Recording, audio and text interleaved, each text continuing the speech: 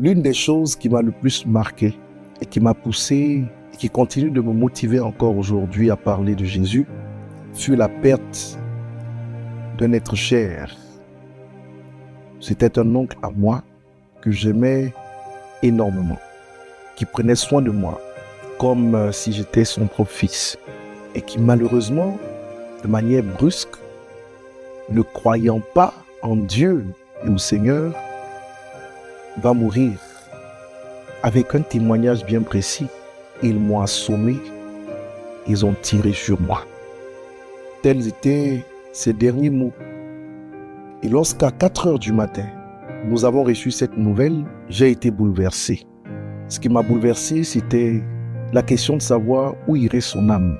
C'est vrai que nous lui avons parlé de Jésus et qu'il n'y croyait pas du tout.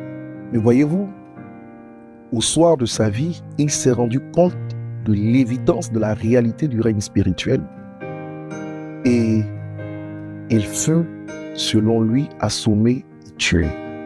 Aujourd'hui, le prédicateur de l'évangile que je suis sait qu'il a perdu son âme, ne connaissant pas Jésus. Cette situation m'a traumatisé. Parce qu'à l'époque, j'étais dans une posture qui ne me permettait pas d'intercéder pour ma famille. Et malheureusement, j'en porte jusqu'aujourd'hui les séquelles dans ma conscience. J'aurais voulu le voir sauvé. Bien-aimé, parler de Jésus n'est pas une option, c'est un devoir.